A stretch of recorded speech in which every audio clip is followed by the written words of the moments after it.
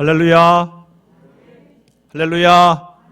우리 좌우에 계신 분들에게 이렇게 인사했으면 좋겠습니다. 우리 하나님 살아계십니다. 네, 또 인사하겠습니다. 우리 가운데 역사하실 것입니다. 네, 감사합니다. 한 주간 어떻게 지내셨습니까? 기도의 신비를 체험하셨습니까? 기도 생활에 진보가 있으셨습니까? 네, 너무 감사하네요. 대답한 분들이 그래도 계시네요. 말씀을 듣고 우리가 그 삶에 그 말씀을 적용하지 않으면 사실 그것은 우리가 음식을 입에 넣고 맛을 본 다음에 다시 뱉어내는 거나 별 차이가 없습니다. 음식을 삼키지 않으면, 말씀을 삶에 적용하지 않으면 하나님 말씀이 우리 영혼의 양식이 되지 못합니다. 한국 교회가 경건의 능력을 상실하고 또 경건의 모양도 잃어버리게 된 데는 한국 교회가 언제부턴가 부유하고 풍요해져서 좋은 말씀들 찾아 듣는 데는 익숙해졌는데 그 말씀대로 살지 않기 때문에, 말씀에 순종하지 않기 때문에 한국 교회가 세상의 조롱거리가 되어버리지 않았나, 저는 그렇게 생각합니다. 뉴라이프 교회가 작은 교회이고 약한 교회이지만 하나님 보실 때 하나님 말씀 앞에 두려움으로 떨림으로 믿음을 드리고 그 말씀이 그 삶에 역사하는 간증들이 있는 교회가 된다면 얼마나 하나님께 영광이 되고 우리가 뉴라이프 교회의 구성원들이라는 것이 얼마나 감격스러워 기쁜 일이겠습니까? 여러분들 그런 날을 꿈꾸십니까? 예. 먼저 출발점은 입술로 시인하는 거예요. 사람이 마음으로 믿어 의에 이르고 입으로 신하여 구원에 이른다고 했거든요. 입술을 열어서 아멘 하시고 인정부터 하십시오. 물론 이제 신중하신 분들은 내가 말로 아멘 했는데 행동을 못 옮기면 어떡하나 그러잖아요. 그러면 회개하면 되죠. 회개하고 또 하면 돼요. 근데 출발은 말이기 때문에 우리 말이 하나님 앞에 믿음의 말씀으로 반응하는 것이 굉장히 중요하거든요. 설교 말씀 들으실 때나 이미 대다수 우리 뉴라이프 교회 성도들은 잘 하고 계신데 더 적극적으로 반응을 보이시고 내 말소리가 내 영혼에 들릴 때 내 속사람이 그의 응답을 하게 되거든요. 하나님 말씀은 감상하는 것이 아니고 순종하는 것입니다. 좋은 말씀 감상하시려면 큰 교회 가셔서 예배 드리시고 인터넷 방송 많이 보십시오. 근데 그게 여러분을 살리지 않습니다. 말씀을 듣고 순종해야 됩니다. 제가 앞으로 목회할 때 계속 그것들 여러분에게 반복해서 강조할 것입니다. 말씀을 듣기만 하고 행하지 않으면 모래 위에 집 지은 것처럼 홍수가 나면 다 무너져 버린다고. 인생의 어려움이 닥쳤을 때. 반석 위에 집을 지은 모든 뉴라이프 교회 성도 되시길 축원합니다. 네. 우리 지난 주일 날 변화산 사건을 통해서 우리가 기도의 신비에 대해서 함께 묵상해 봤습니다. 이 주님은 이 변화산 사건을 통해서 기도 가운데 어떤 일이 나타나는지 세 가지 말씀해 주셨는데, 첫 번째로 기도는 우리 삶의 변화를 가져옵니다. 기도할 때 분명히 변화가 생겨납니다. 우리의 생각이 달라지고요, 우리의 부정적인 언어가 달라지고, 우리의 삶의 습관이 달라지고, 인격이 달라지고, 삶이 달라집니다. 그게 왜 안 되느냐? 기도의 양이 너무 부족해서 그래요. 기도의 분량이 쌓여야 돼요. 기도의 분량이 쌓이고 기도의 질이 달라지면 비로소 변화가 나타납니다. 둘째로 기도는 십자가의 영광을 보게 합니다. 주님이 자기를 부인하고 자기 십자가를 지고 나를 따르라고 하셨거든요. 제가 뉴라이프 교회가 제 십자가입니다 이랬더니 벌써 걱정하는 교인들이 계시더라고요. 목사님 힘드시겠네요 이러시더라고요. 힘은 당연히 들 텐데 십자가가 주님의, 하나님의 지혜이고 하나님의 능력이거든요. 저는 목회를 통해서 그것들을 경험해 보기를 원해서 뉴라이프 교회에 왔습니다. 우리가 져야 될 십자가들을 지기 위해서는 기도를 많이 해야 됩니다. 그래야 기도라는 것이, 다시 십자가라는 것이 수치스럽고 힘든 것이 아니라 영광스러운 하나님의 능력이구나, 하나님의 지혜구나, 내가 죽는 줄 알았는데 내가 이렇게 살 수 있구나, 우리가 그것들을 경험할 수 있는 우리의 삶에 소원이 있다면 우리가 더 열심히 기도해야 됩니다. 셋째로, 기도하면 우리 삶이 예수님으로 가득 차게 됩니다. 기도를 많이 하게 되면 사람들을 볼 때 그 사람들 속에 있는 하나님의 형상을, 예수님의 모습을, 성령님의 임재를 인정하고 되고 느끼게 되고, 그러면 서로를 귀하게 여길 수 있게 되거든요. 누가 무슨 말을 하더라도 주님이 내게 뭐라고 말씀하시는가, 그것에 관심을 가지게 되는 것, 그렇게 달라진다는 거죠. 우리의 눈이 달라지고 듣는 귀가 달라지고 예수로 가득 차게 되는 것. 두세 사람이 내 이름으로 모여서 기도하는 그곳에 나도 그들 중에 함께 있다고 하셨거든요. 사도 바울이 놀라운 그리스도와 연합의 신비에 대해서 말씀에 써놨는데, 기도를 하는 사람만이 그 비밀이 뭔지 점차 체험하고 경험할 수 있습니다. 오늘은 실망스럽고 무기력한 우리 현실을 어떻게 극복하는지에 관한 이야기를 함께 생각해 보려고 합니다. 이 이야기는 변화산 사건 이후에 바로 나타난 것이거든요. 마태복음, 마가복음, 누가복음에 다 기록된 내용입니다. 근데 제가 오늘 굳이 마가복음을 택한 이유는 마가복음만이 우리에게 전달해 주는 메시지가 있기 때문입니다. 오늘 이 내용을 중심으로 해서 예수님께서 귀신을 쫓으신 그 사건을 함께 묵상해 보려고 합니다. 여러분들 요즘에 그 동계올림픽 경기들 뉴스도 보시고 이렇게 보시죠. 뉴라이프 교회 성도들은 너무 신령하셔서 스포츠 경기는 안 보시는군요. 네, 할렐루야. 네. 그래도 뉴스는 가끔씩 보십시오. 뉴스에 보면 이 쇼트트랙 황대현 선수, 저기 사진에 나와 있네요. 황대현 선수가 1500m 금메달을 따고 난 다음에 인터뷰한 내용이 나왔습니다. 인터뷰에서 뭐라고 했냐면, 계속해서 이렇게 벽을 두드리면 해낼 수 없는 것은 없습니다. 그 이야기 들을 때 가슴이 뭉클하더라고요. 그런데 우리가 잘 생각해 보면 우리가 간과하는 현실이 한 가지가 있습니다. 대다수의 선수들은 오랜 동안 열심히 애쓰고 벽을 두드렸는데 메달을 받지 못하고 좌절과 실망을 경험하게 되죠. 메달을 딴 사람 인터뷰만 TV에 나오는 거예요. 떨어진 사람 인터뷰 여러분 보신 적 있어요? 없죠.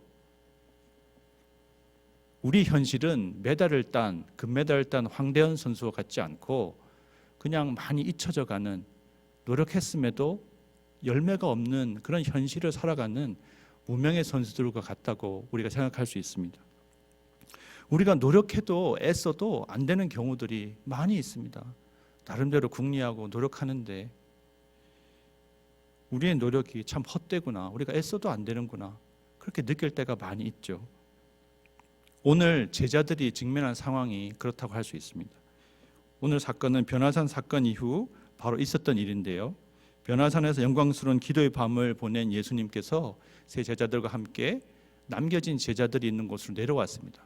그런데 거기 많은 사람들이 모여서 웅성웅성거리고 있는 거예요. 자세히 봤더니 그 중에 예루살렘에서 파견 보낸 서기관들도 있는 것을 알았습니다. 이것도 어떻게 알 수 있느냐? 그 당시 사람들은 신분과 직업에 맞는 복장을 하거든요. 그래서 알아볼 수가 있습니다. 근데 예수님 마음에 이 사람들이 또 왔으니 뭐가 또 분명히 변론이 벌어질 테고 또 시비거리들이 있겠구나. 그래서 주님이 그 모습을 보시고는 아마도 마음이 별로 편치 않으셨을 것 같습니다. 그리고 그 사람들에게 물어봤습니다. 여러분들이 뭐 가지고 토론하고 있어요? 물어봤습니다.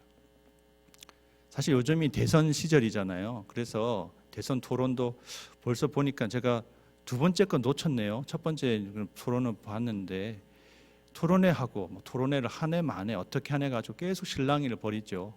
이런저런 토론을 통해서 이 대선 주자들이 자기가 얼마만큼 더 국민들에게 어필할 수 있는가를 과시하고 또 상대방은 그렇지 못한 사람인가 하는 것들을 폭로하려고 저는 토론회를 주관하죠. 근데 토론회를 그 다음에 뉴스들을 보면 또 거기서 나온 말들 가지고 막 분석하고 그거 가지고 비판하고 여러 가지 이야기들을 만들어 나가는데, 사실 어떤 점에서 그런 토론들 사람들의 관심을 가지고 한다는 건 아직 정작 당면한 문제들을 해결하지 못하기 때문에 이걸 어떻게 해야 되나, 왜 해야 되나 서로 의견들을 내고 있는지도 모르겠다는 생각이 듭니다. 누군가 문제를 붙들고 씨름하는 그 모습을 보고 마치 때로는 강 건너 불구경하는 것처럼 그렇게 바라다 보는 것이 토론에 참여하는 사람들의 심리가 아닐까. 정작 절박한 국민들의 현실의 문제들을 다루는 사람들은 별로 절박하지 않은 사람들이잖아요. 대가를 치르지 않은 안전한 곳에서 그냥 평안하게 토론하고 평가하고 자기 의견을 말하는 것은 당면한 문제를 해결하는 데는 도움이 되지 않습니다. 오늘 이 제자들이 해결해야 될 문제가 뭐였습니까? 한 사람이 예수님께 나와서 자기 문제를 이야기를 하죠. 문제가 뭐냐? 왜 토론하고 있느냐? 그랬을 때 자기가 귀신 들린 아이가 있어서 이 귀신 들린 아이가 이 말도 못하고 듣지도 못하고 귀신이 자꾸 발작도 일으키고 점점점 약해져가는 그런 안타까운 형편에 있어서 예수님과 예수님의 제자들이 병을 고친다더라, 귀신을 쫓는다더라. 그래서 데리고 왔어요.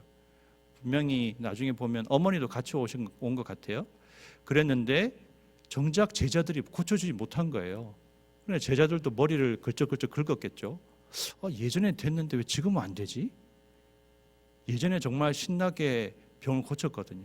주님이 12명의 제자들 혹은 70명의 제자를 가시려는 동네로 먼저 보내시면서 둘씩 짝지어 보내시면서 그들에게 모든 귀신을 쫓고 모든 질병을 고칠 수 있는 권능을 주셨다고 이야기합니다. 그래서 그들이 실제로 해보니까 되는 거예요. 예수님 이름으로 물러가라 그랬더니 귀신이 떠나가고 병이 낫는 거예요. 그래서 그거 생각하고 지금도 하려고 했는데 그게 안 되니까 사실 스승인 예수님의 체면까지도 명예까지도 망가뜨린 거죠. 제자들이 왜 과거에는 했는데 지금은 할 수가 없었던 걸까요? 19절 말씀이 우리에게 실마리를 줍니다. 19절 말씀 우리 같이 한번 읽어보겠습니다. 19절 말씀 같이 읽어보겠습니다. 대답하여 이르시되 믿음이 없는 세대여 내가 얼마나 너희와 함께 있으며 얼마나 너희에게 참으리요 그를 내게로 데려오라 하시매. 믿음이 없는 세대여, 믿음이 없는 세대여. 마태와 누가는 이 말씀을 더 세게 말했어요. 원래 마태와 누가가 마가복음보다 더 늦게 쓰여졌다고 알려져 있거든요. 더 보태가지고 믿음이 없고 패역한 세대요 이렇게 이야기하고 있습니다. 패역이란 말 여러분들 감이 잘 안 오시죠? 패역이란 말은 마음이 비뚤어졌다는 겁니다. pervert, 영어로는 pervert라고 하는데 pervert란 말을 요즘에 잘 아는 말로 말하면 변태 이런 말이 영어로 pervert거든요. 삐뚤어진 거예요. 그런 사람은 마음이 삐뚤어지면 뭘 해도 제대로 받아들이지 않는 거죠. 믿음이 없으니까 그런 상태가 된 거예요. 주님 보실 때 당신의 사랑하는 제자들이 일반 보통 사람들처럼 믿음도 없고 마음이 삐뚤어져 가지고 과거에 했던 것처럼 하나님의 권능의 통로로 사용되고 있지 못한 현실을 예수님 보신 거죠. 그래서 너무 안타까워하신 거예요. 세상은 믿음이 없는 게 당연하죠. 근데 하나님의 백성들은 주의 이름으로 구원받아서 주의 성령의 능력을 받은 사람들이 역사했던 사람들이 왜 그걸 못하느냐 주님이 안타까워하시는 거죠.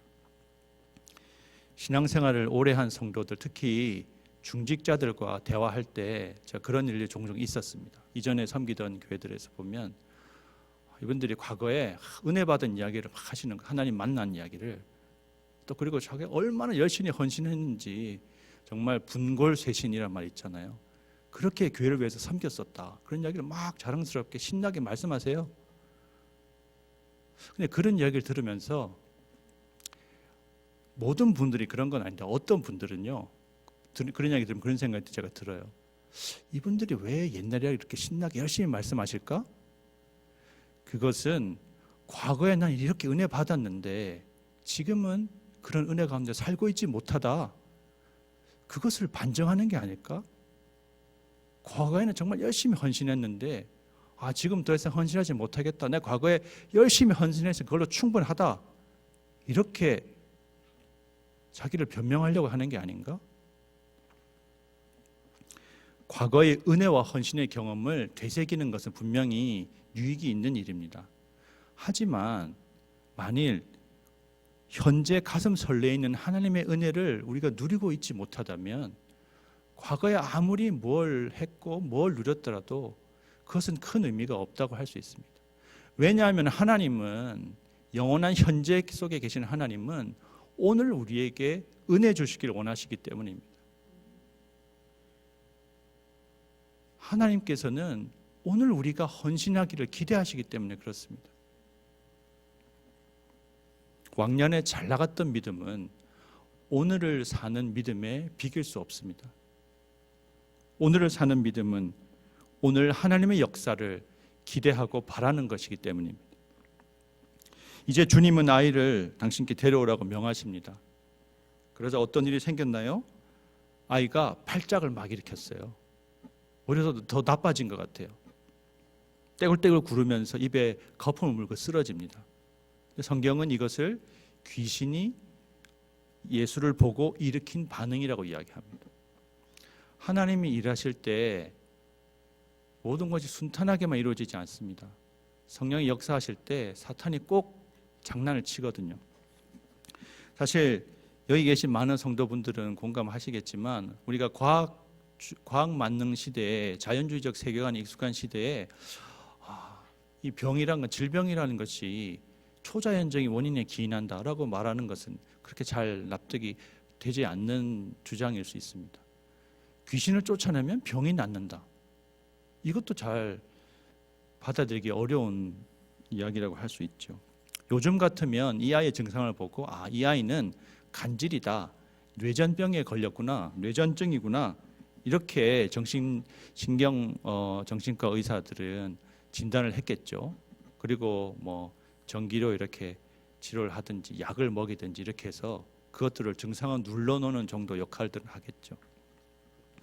근데 오늘 성경은 분명히 아이의 병리적 증상이 악한 영의 역사라고 이야기하고 있습니다. 성경은 귀신이건 악마건 악한 영들이건 그런 것들이 분명히 존재하고 우리 삶에 개입한다고 분명하게 이야기하고 있습니다. 사실 한국교회에 여러 이단들이 있는데 이단들이 한국교회 신앙에 부정적인 영향을 미친 사항들이 있죠. 그 중에 하나가 저는 이 부분이라 생각하거든요. 귀신론 하면 어디가 떠오르세요? 귀신론?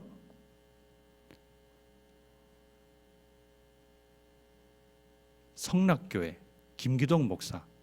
성락교회는 귀신론을 그렇게 가르쳤죠. 거기가 크게 부흥한 게 귀신론 가지고 사람들이, 그러니까 병을 고치는데 귀신, 모든 질병과 모든 악한 것들의 배후엔 귀신이 있다. 그러니까 귀신을 축사해야 된다. 그리고 그 귀신이라는 게 누군가 하면 죽은 자들의 영혼이다. 왜냐하면 귀신한테 너 누구냐 물어봤더니 누구 할아버지다 이러고 그리고 나타나니까요. 근데 그것은 성경적인 가르침이 아니거든요.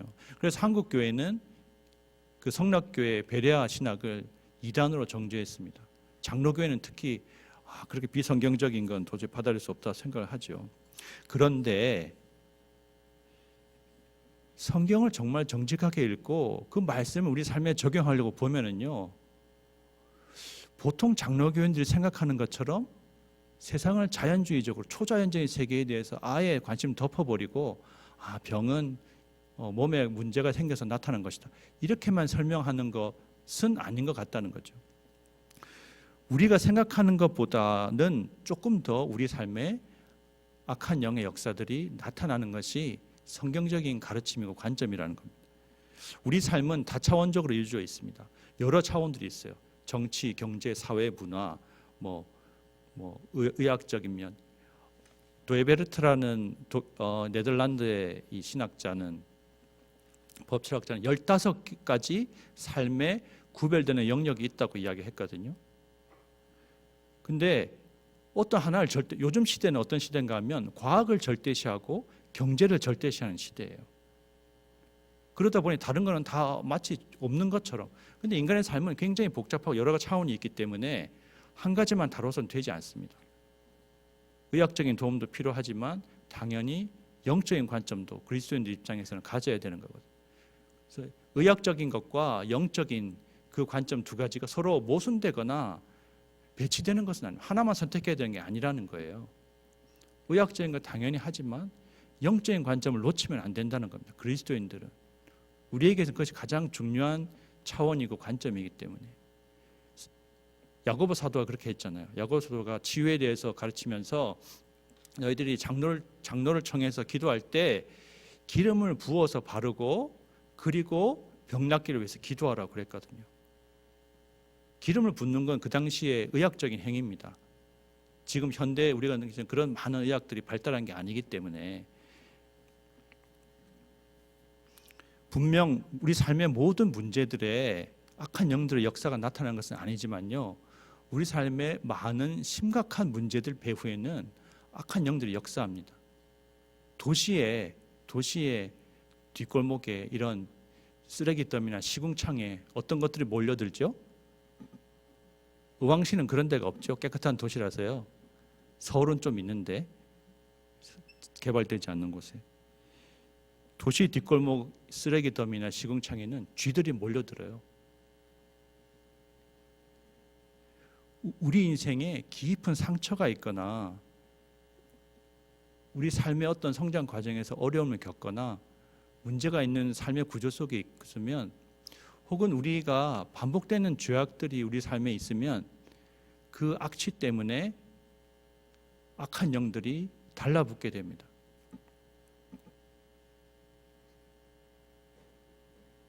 여기에 악한 영들이 있을까요? 없을까요?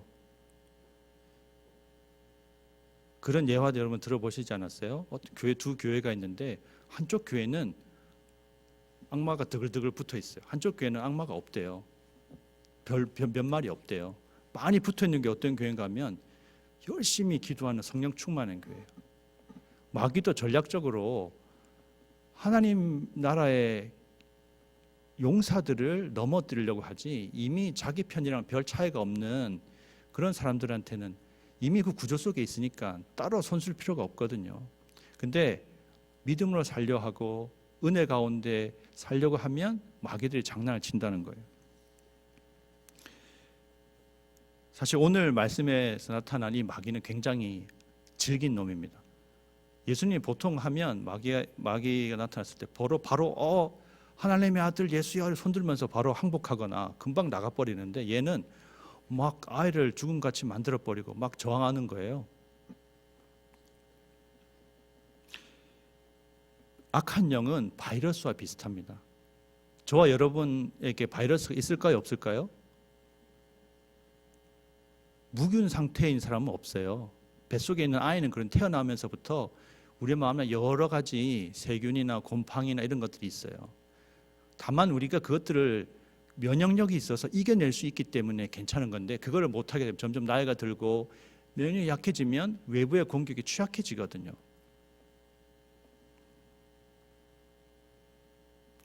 제가 지난번에도 말씀드린 것처럼 인간의 마음은 닫혀 있는 게 아니에요. 내 마음속에 있는 생각들, 감정이 다 내 게 아닙니다. 우리가 뭔가 누구를 사랑해야 되겠다. 누구를 불쌍히 여기고 누구를 도와줘야 되겠다. 누구의 모습을 보고 내가 기뻐하고 함께 나누는 이런 마음들은요. 성령님이 주시는 마음이거든요. 맹자는 인간 속에 사단이 있어서 사단, 측은지심, 수호지심, 사양지심, 시비지심 이런 게 있다고 그런 인간의 본성에 그런 거 있다고 이야기를 하잖아요. 우리가 믿는 건 우리가 뭔가 선한 마음을 품고 선한 일을 하면 그것은 성령님이 역사하시는 거예요.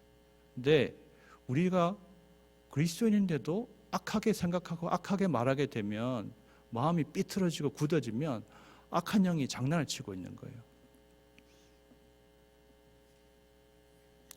악한 영은 그들이 하는 일이 뭔가 속이고 도둑질하고 죽이고 멸망시키는 게 악한 영의 일이거든요. 마귀의 졸개들은 사탄의 졸개들이 하는 일. 그렇기 때문에 끊임없이 어떻게든 내가 누구한테 붙어가지고 오늘도 장난을 칠까? 우리 인생을 망쳐놓을까? 마태복음 25장에 보면 마귀와 마귀의 졸개들의 운명이 나와 있어요. 지옥은 죄진 사람이 원래 가는 것이 아니고요. 마귀와 마귀의 졸개들이 가는 것이에요. 근데 얘들이 자기도 혼자 가기 싫으니까 하나님의 사람들 어떻게든 미혹해가지고 사람들을 미혹해서 지옥을 끌고 가려고 하는 거예요. 물귀신 작전이라고요. 그래서 우리가 마귀의 괴계에 넘어가면 사탄이 신나고 박수쳐요. 교회 내에서 분쟁이 나고 어려움이 생기잖아요. 과거에 겪으셨죠? 사람과 사람이 싸우는 것 같은데 그 중간에서 마귀가 역사하는 거예요. 어떤 사람에게서 악한 모습이 보일 수도 있죠. 악한 말을 할 수도 있어요. 상처 줄 수도 있어요. 근데 우리가 그 사람이 참 나쁜 사람이구나 이렇게 해서만 생각하시면 안 된다는 겁니다. 그 사람 마음속에나 그 사람 입술을 주장했든지 아니면 내 귀를 미혹해가지고 그것들을 굉장히 실제보다 더 나쁘게 듣게 만든다는 거예요. 마귀가 하는 일은. 그러니까 우리가 그래서 주님이 그랬어요. 바울을 통해서 우리의 씨름은 혈과 육에 대한 것이 아니다. 사람을 보고 사람이 어떻다 아니다 이렇게 말씀하시면 안 돼요. 그리스도인은 하나님이 역사하시나 악한 영이 역사하시나 그 관점을 근본적으로 깔고 가야 됩니다. 그래서 여러분이 목사인 저에게도 우리 목사님 참 훌륭하다 이렇게 칭찬해 주시기를 저는 바라지 않습니다. 성령님이 역사하시면 저를 통해서 하나님의 일이 나타날 수가 있지만 하나님이 딱 놔버리면 우리는 아무것도 아니에요. 의인이고 훌륭하고 믿음 생활 잘했던 사람도 너무나 쉽게 한순간에 넘어갑니다. 훌륭한 목사님들도 나이 들어가지고 얼마나 부끄러운 모습으로 자기 자식한테 물려주려고 법을 어겨가면서 편법을 쓰고, 그렇지만 죄인이고 잘못이 많은 사람, 부족한 사람도 하나님의 은혜를 받으면 하나님이 귀하게 사용하실 수도 있거든요. 뉴라이프 교회가 많은 굴곡을 겪었잖아요. 지금은 한창 내리막이죠. 하나님이 회복시키실 겁니다. 하나님이 살려주실 겁니다. 하나님 살아계시고 우리 가운데 역사하시겠다고 약속하셨거든요. 오늘 말씀에 등장하는 악한 영은 기본적으로 아이로 하여금 듣지도 말하지도 못하게 했어요. 보면 자주 불에도 물에도 던졌다고 이야기하죠. 이 마귀의 역사를 우리 자신에게 적용해보면 이렇게 이야기할 수 있어요. 우리 공동체. 어떤 마귀는 듣지도 말하지도 못하게 해요. 사람들의 진심과 진심이 전해지지 않게 만들어요. 왜곡하게 만들어요. 우리가 나와 다른 사람들 만나기 때문에 다른 사람이 나처럼 생각하고 판단하지 않거든요. 그래서 조금씩 빗나가요. 근데 마귀는 그 빗나가는 걸 더 심각하게 만들어 버리는 거예요. 빗나가는 건 나중에 이해하고 조정할 수 있거든요. 근데 그걸 더 나쁘게 만들어서 야, 저 사람 진짜 안 되겠네. 마음을 딱 닫아버리게 만들어요. 마음이 굳어지게. 대화가 안 통해. 그거는 마귀의 역사입니다. 오늘 말씀에 따르면 듣지도 못하게 만들고 그 사람 진심도 몰라보게 만들고 말하지도 못하게 만들고 제대로 된 말을 못하게 만드는 거예요. 소통과 교류가 안 되는 인간관계는, 공동체는 지옥의 문가에 서 있는 거예요. 지옥의 불이 들어와서 정말 고통스러운 모습으로 지내게 된다는 거죠. 때로는 뜨거운 불처럼 분노하고 누군가를 미워하기도 하고요. 때로는 차가운 물처럼 정말로 누군가를 싫어하고 혐오하게 되기도 합니다. 혹시 우리의 가정이나 우리의 교회나 인간관계 속에 소통과 교류가 단절되어 있다면 그것은 마귀가 원하는 일이고 마귀가 작당하는 일입니다. 성령님이 역사하시면요, 성령님은 우리에게 그런 상태를 허락하시지 않거든요. 성령님이 우리 가운데 역사하시면, 우리 마음을 조장하시면 닫힌 마음들이 열리게 되고 대화가 통하게 되고 사람을 용서하고 이해하게 되고 서로 사랑하게 됩니다. 여러분들 성령의 역사를 경험해 본 적 있으시죠? 네. 그거 회복해야 됩니다. 과거에 그러셨던 거. 우리 장로님들이 그러시더라고요. 우리 뉴라이프 교회 예전에 정말 처음에 시작할 때 정말 좋은 교회였다. 역량도 굉장히 많았다. 근데 하나님은 그때보다 더 놀라운 걸 경험하게 하실 거예요. 출발점이 다르거든요. 그때는 이만큼 이제 출발했잖아요. 지금은 거의 바닥이잖아요. 완전히 바닥은 아니지만. 근데 원래 이런 좋은 교회가 더 좋은 교회보다 어려운 교회가 좋아지는 게 저는 더 쉬울 수 있을 거라고 생각합니다. 하나님이 그래야 더 표가 나거든요. 좋은 교회는 원래 사람도 좋고 목사님도 훌륭해서 다 잘 되는데 약한 교회는 하나님이 역사해야지만 회복될 수 있으니까. 하나님 보실 때 내가 살아있다는 걸 보여주기에 가장 좋은 사람들이 오늘 뉴라이프 교회에 있는 저와 여러분인 줄 믿습니다.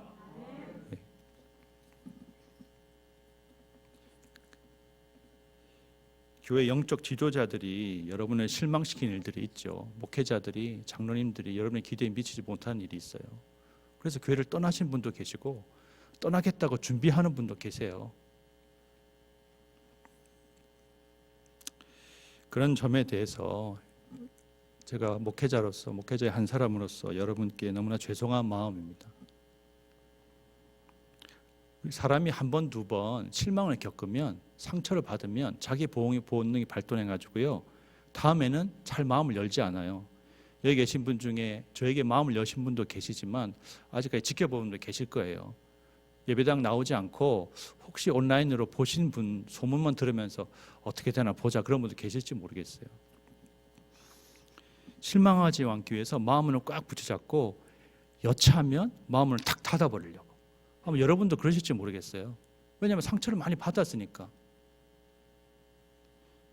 오늘 이 아버지의 상태가 그런 거예요. 이 아버지가 노력했는데 기대하고 왔는데 제자들이 못 해줬어요. 병을 못 고치더라는 거죠. 귀신을 못 쫓았어요. 그래서 약한 귀신 때문에 아이의 일생이 망가졌을 뿐만 아니라 부모의 믿음도 마음도 이미 망가진 상태가 주님 앞에 왔어요. 그래서 이런 상태에서 믿음이 없는, 믿음을 잃은 상태에서 이 아이 부모가 아버지는 이렇게 얘기했죠. 무엇을 하실 수 있거든 우리를 불쌍히 여기사 도와주옵소서. 무엇을 할 수 있거든 우리를 불쌍히 여기사 도와주옵소서. 이런 상황에 처한 사람들에게 오늘 주님이 오셨습니다. 주님은 우리 형편을 너무나 잘 아세요. 내 마음을 나보다 더 잘 아시는 분이 주님이세요. 이런 아버지의 말씀을 들으시고 안타깝게 여기셨죠. 그리고 말씀하십니다. 할 수 있거든이 무슨 말이냐. 믿는 자에게는 능히 하지 못할 일이 없느니라. 이 말은 흔히 우리가 적극적인 사고의, 긍정적인 사고의 표현처럼 오해하고 남용되는 경우들이 있는 것 같습니다. 마치 누군가 믿음을 가지면 뭐든지 할 수 있다. 근데 이 말씀의 맥락은 조금 다르긴 합니다. 믿음을 가지면 내가 할 수 있는 게 아니고요. 내가 믿음을 가지면 하나님이 하시는 거예요. 하나님이 하시면 하나님 따라서 우리도 하는 거예요. 하나님이 하실 때 우리를 도구로 사용하는 거지 우리가 할 수 있다고 말하면 안 돼요. 이 사람들, 제자들은 그랬거든요. 자기들 과거 했으니까 할 수 있다고 생각한 거예요. 은사, 지휘 은사가 있는 분들이 있잖아요. 지휘 역사가 나타나요. 근데 그런 것들이 굉장히 많이 나타났던 분이 그런 이야기를 했대요. 자기가 치유를 위해서 기도했을 때 사실 30% 정도 또 치유가 다 안 일어난대요. 나머지는 안 되는 거예요. 그게 뭘 증명하느냐? 능력은 우리에게 있는 게 아니라는 거예요. 하나님 원하시면 우리 가운데 치유 역사도 이루시고 문제도 해결해 주시는데 안 하실 수도 있거든요. 근데 하나님 우리에게 기대하시는 건 딴 게 아니에요. 제발 믿어라. 날 좀 믿어달라고. 하나님이 그러신다는 거예요. 예수님이 얼마나 안타까우셨겠어요. 이 말씀은 이렇게 다시 풀어서 말할 수 있습니다. 현대말로 지금 뭐라고 하셨죠? 할 수 있거든이라고요? 여러분이 믿으면 난 여러분을 위해서 모든 것을 할 수 있습니다. 주님이 그렇게 말씀하시는 거예요. 우리가 믿으면 하나님이 하실 수 있으면 믿습니다. 우리가 믿으면 하나님이 역사하실 거예요. 우리를 위해서 하나님이 일하실 거라는 거죠. 하나님은 하나님 당신을 드러내기를 원하세요.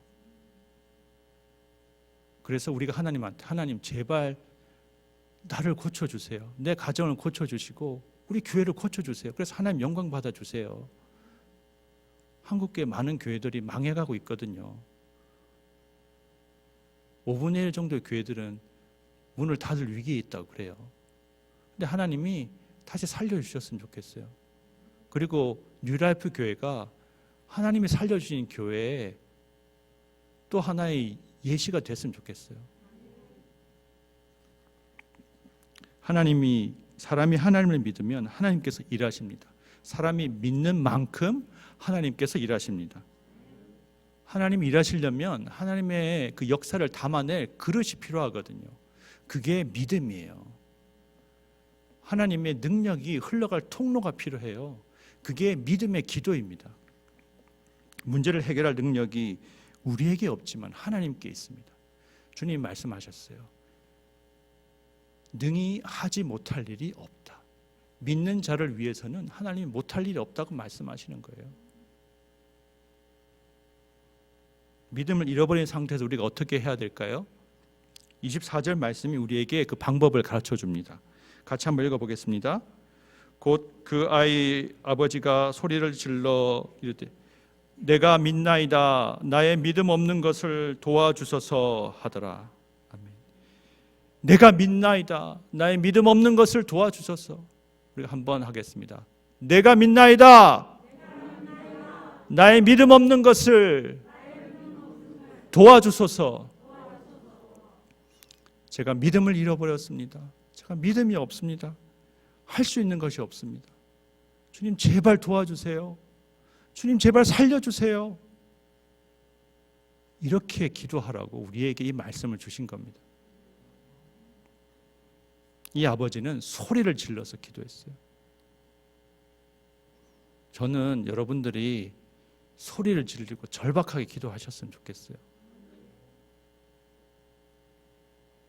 여러분 사회 나가면 나름 사회적 지위가 있으시잖아요. 체면이 있으시잖아요. 근데 하나님 앞에서는 그런 것 좀 내세우지 마세요. 그거 아무것도 아니에요. 거룩하신 하나님 앞에서 우리가 예배 드릴 때, 하나님 앞에 기도할 때는 정말 소망이 없고 벌거벗고 죄인으로서 하나님 앞에 서는 거거든요.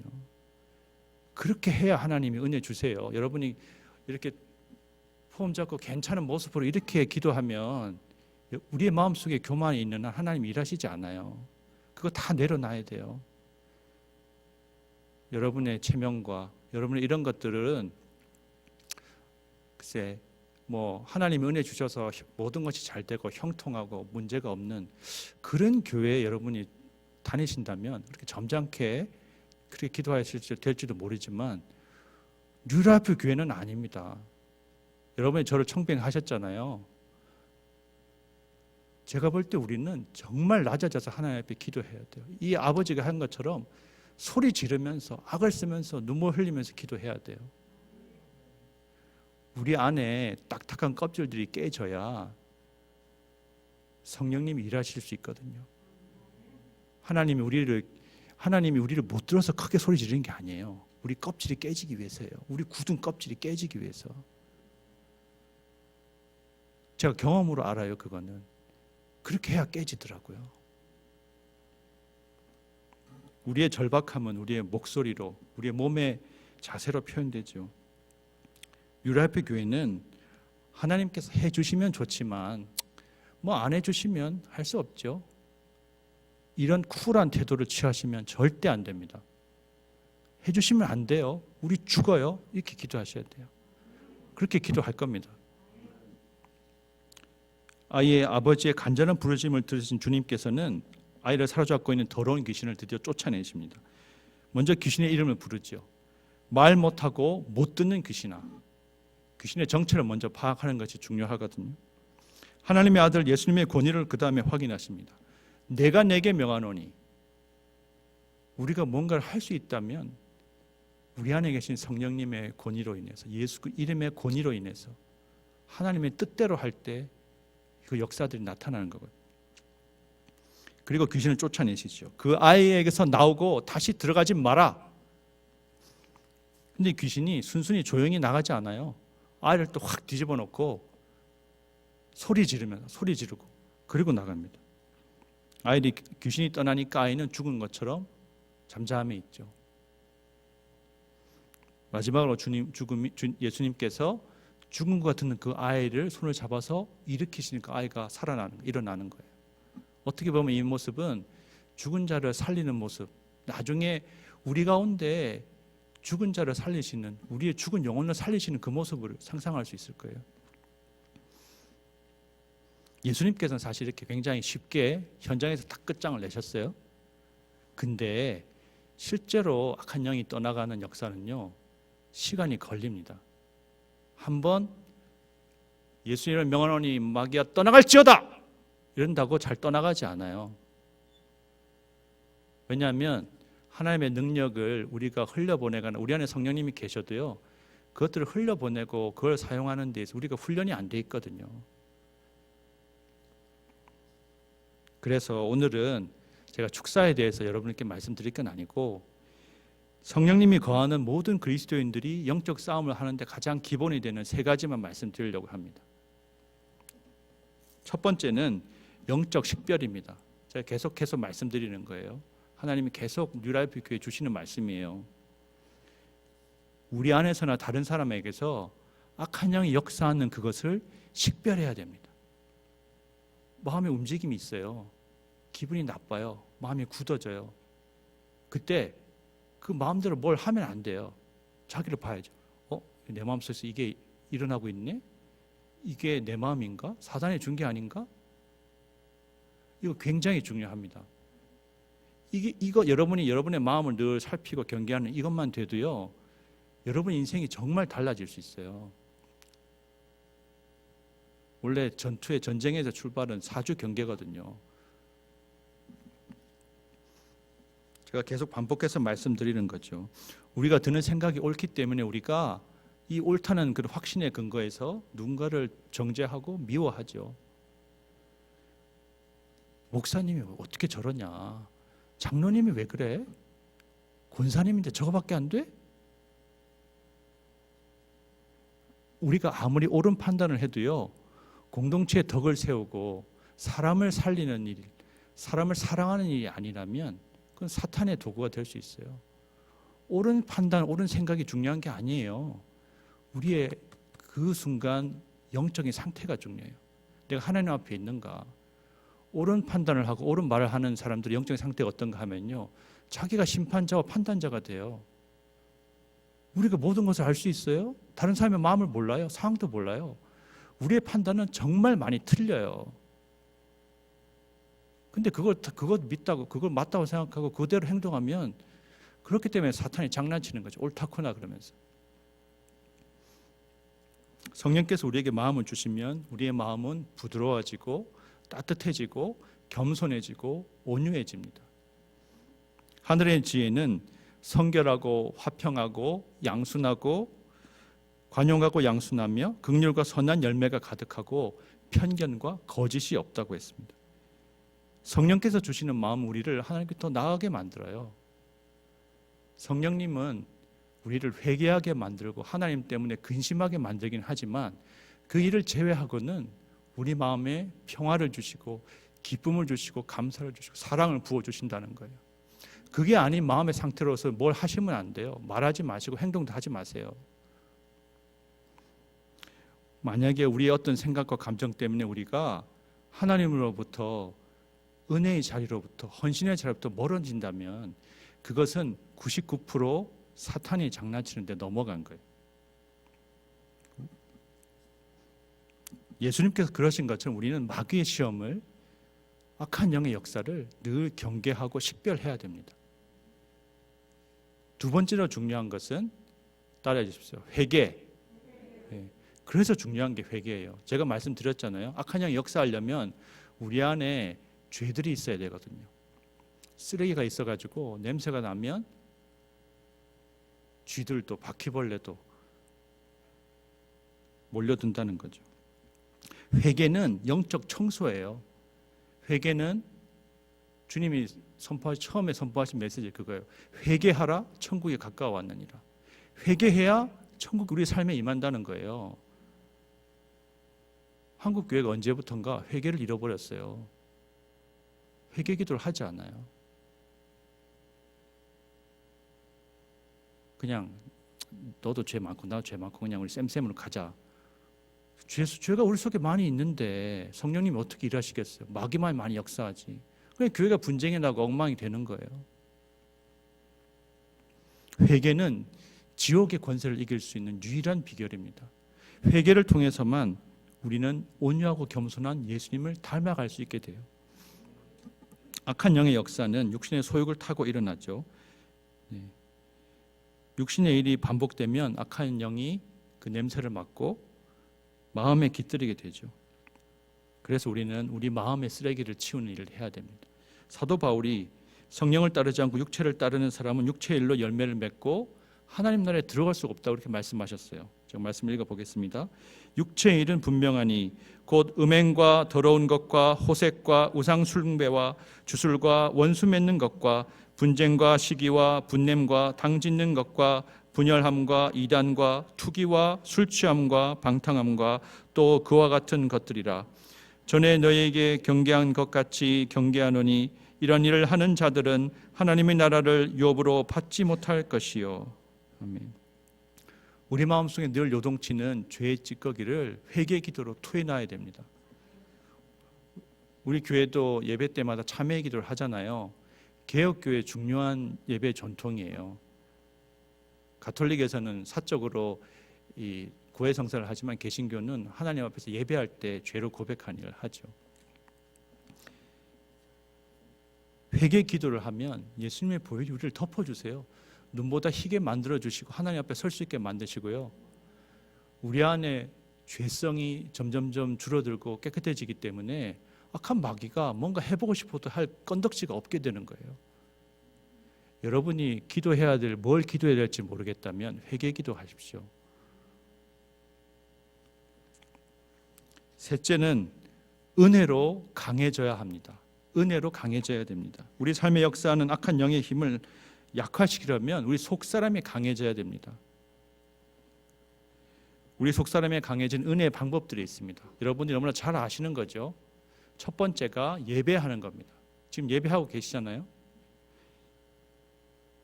준비된 마음으로 공적 예배를 드리는 것은 중요합니다. 가능하면 좀 일찍 오셔서 먼저 기도하시면서 그리고 주일 전날은 또 여러분 영혼을 다른 것들로 더럽히지 않도록 그렇게 준비하시는 게 좋습니다. 기도하고 준비하고 예배를 드려보세요. 과거와 분명히 다를 겁니다. 예배 은혜를 사모하면서 예배의 자리를 지켜야죠. 예배할 때 우리 하나님이 하나님 되시고 우리가 하나님의 자녀임을 알 수 있기 때문에 우리 속에 있는 의심과 두려움과 염려들이 사라지게 돼요. 내가 하나님의 백성이구나, 하나님의 자녀구나, 하나님 살아계시구나. 그 믿음이 있어야 우리가 살아갈 수 있어요. 마귀의 권세를 이길 수가 있거든요. 또 찬양은 성령의 역사를 예배하는 역할을 하죠. 찬양을 많이 부르게 되면, 많이 듣게 되면 악한 영이 역사하는 힘이 줄어들게 됩니다. 찬양은 영적 싸움의 중요한 방편입니다. 우리 더 많이 찬양하고 하나님 앞에 영광 돌리는 우리 교회가 됐으면 합니다. 영혼의 양식인 말씀은 주일날 와서 한 번만 듣는 거 충분치 않습니다. 주일날 듣는 말씀은 공적으로 중요하지만 날마다 말씀을 묵상하셔야 돼요. 앞으로 이 훈련도 같이 해 나갈 겁니다. 날마다 말씀을 묵상하고 큐티하는 것. 주일 말씀도 여러분이 듣고 거기서 딱 끝나면 안 돼요. 들은 다음에 이 말씀 어떻게 삶에 적용할 수 있을까? 그것들을 씨름하고 몸부림치고 서로 간에 격려하는 일들. 앞으로 우리 공동체가 소그룹을 만들 텐데 거기서는 말씀을 묵상하고 적용하고 그 은혜들을 말씀에 순종했더니 무슨 일이 일어나더라. 그런 것들을 나누는 모임들을 앞으로 만들어 나갈 겁니다. 우리가 밥을 날마다 먹는다면 하나님 말씀을 날마다 먹어야 돼요. 충분히 먹어야죠. 머리로 먹는 게 아니고 마음으로 먹는 거예요. 진리의 말씀에 닻을 내릴 때에야 거짓의 바다 가운데서 우리가 이렇게 방황하지 않을 수 있습니다. 또 가장 중요하고 기본이 되는 은혜의 방편은 바로 기도입니다. 기도가 충분히 뒷받침돼야 예배도 제대로 되고요, 찬양에도 능력이 있고요, 말씀도 그 역사가 나타나거든요. 은혜가 우리 심령에 넘쳐날 때 우리 삶의 역사하는 악한 영들이 힘쓰지 못하고 사탄의 왕국은 점차로 약해져 갑니다. 마지막 28절 29절 말씀 함께 읽고 묵상함으로써 말씀을 마치려고 합니다. 같이 읽어보겠습니다. 집에 들어가심에 제자들이 조용히 묻자오되 우리는 어찌하여 능히 그 귀신을 쫓아내지 못하였나이까? 이르시되 기도 외에는 다른 것으로는 이런 종류가 나갈 수 없느니라 하시니라. 아멘. 이 말씀은 공관복음에서 마가복음에만 나와 있습니다. 마가는 귀신을 쫓아내고 능력을 행하는 것을 굉장히 중시하는 복음서거든요. 그 비밀이 기도에 있다는 거예요. 이 마지막 구절에서 왜 제자들이 귀신을 못 쫓았는지, 과거에는 됐는데 지금은 안 되는지에 대한 해답이 저는 있다고 믿습니다. 제자들이 예수님 따라다녔는데 예수님 기도하는 자리까지 갔는데 정작 자신들은 기도하지 않은 거예요. 기도하지 않으면 우리 안에 믿음이 없어요.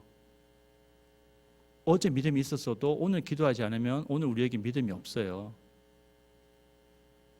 물론 기도만은 아니죠. 말씀과 기도가 우리의 믿음을 유지하는 가장 중요한 두 축이거든요. 다음에 더 말씀드리겠지만 반복해서 말씀드릴 수도 있어요. 말씀은 우리 삶의 방향을 인도해 가요.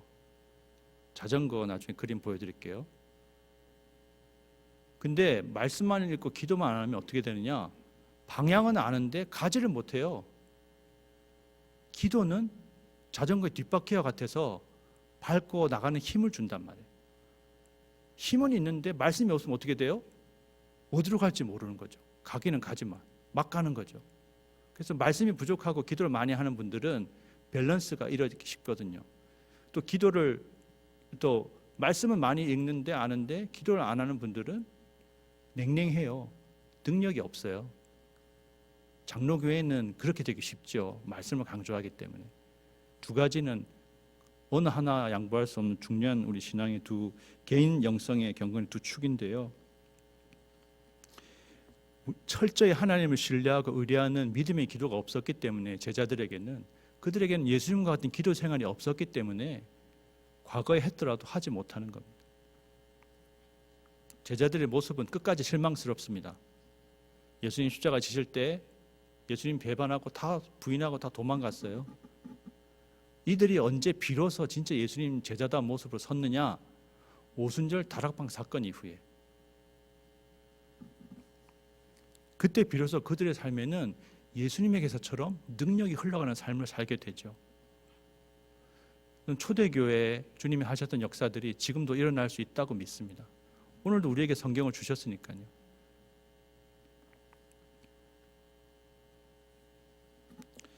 여러분 삶에 해결되지 않는 문제들이 있으십니까? 다 괜찮으신가요? 제 문제는 뉴라이프 교회입니다. 어떻게 해야 되나? 잘 모르겠어요, 정말.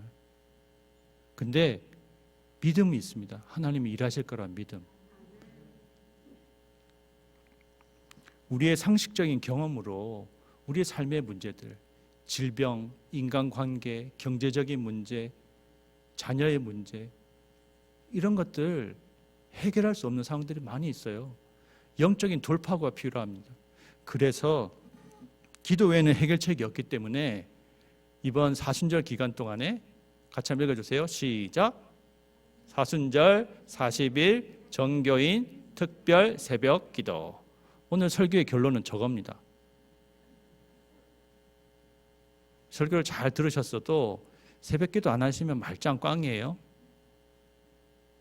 물론 교회에 나오시기 어려운 분들이 있으시죠. 멀리 계시거나 그런 분들 계시잖아요. 그런 분들을 위해서 제가 컴퓨터나 이런 기술 쪽에 문외한인데 꼭 어떻게든 배워가지고 유튜브 실시간 방송을 할 겁니다. 그래서 현장에 나오시든지 아니면 집에서 있으시든지 함께 같이 기도했으면 좋겠습니다. 이 40일 동안에 기도에 관한 말씀들을 중심으로 같이 묵상할 거거든요. 그리고 같이 기도해 봤으면 좋겠어요. 여러분 결심을 하십시오. 하나님 앞에 소원을 드리고 결심을 해서 기도를 해보십시오. 그래서 하나님이 과연 무슨 일을 하시는가?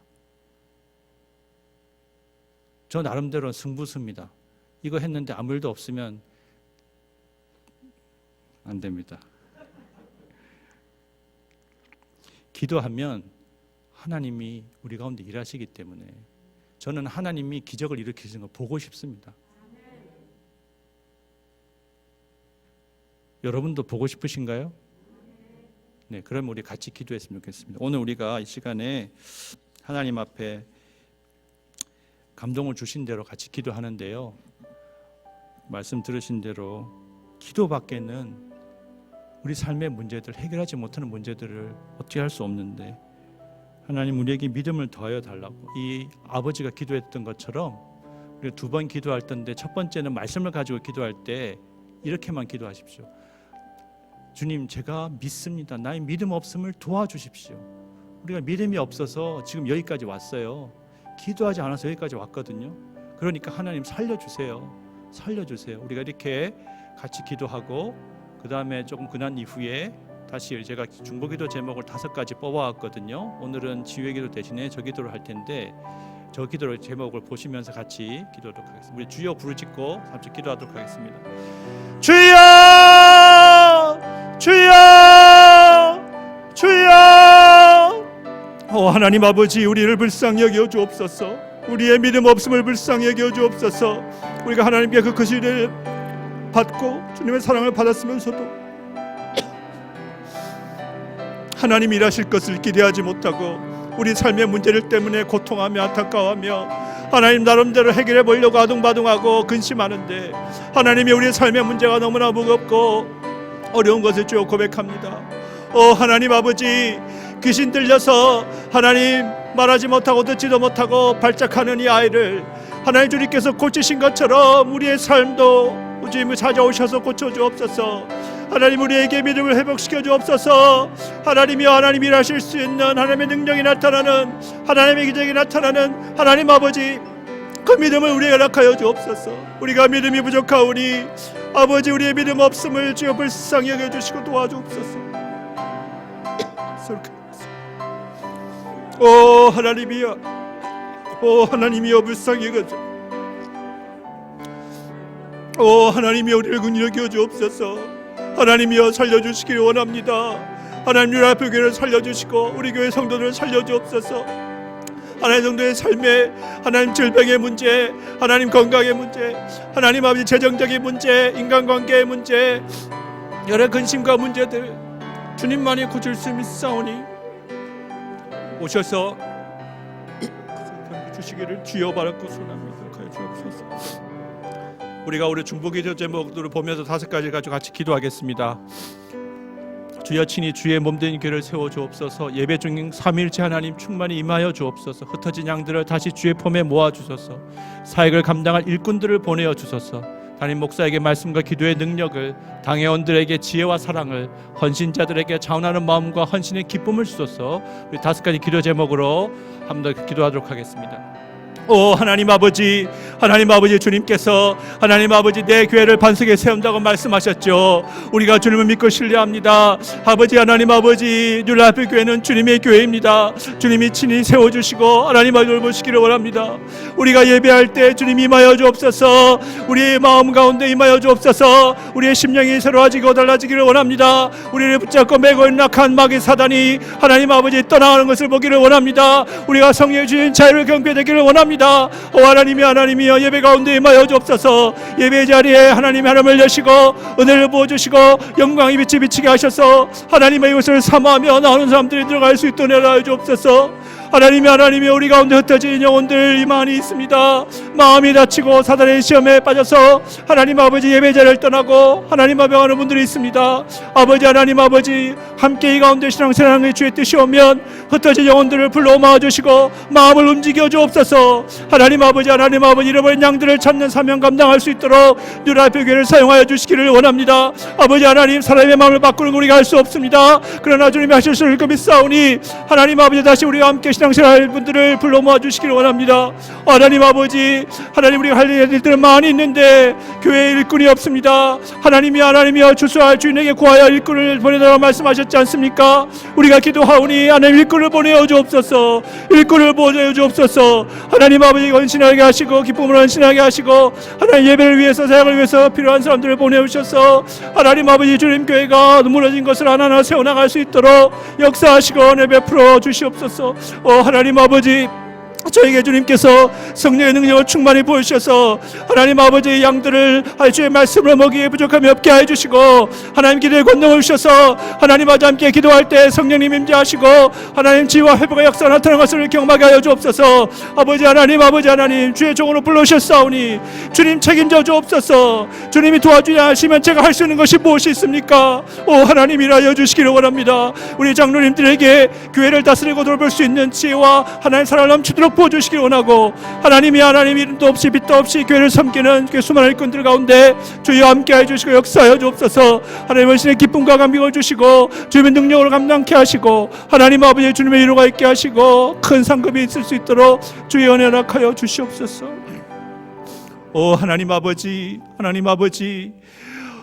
우리가 의지하고 신뢰할 것은 주님밖에 없습니다. 주여 우리를 불쌍히 여겨 주옵소서. 우리 교회를 살려주시면 주님 홀로 영광 받으실 수 있습니다.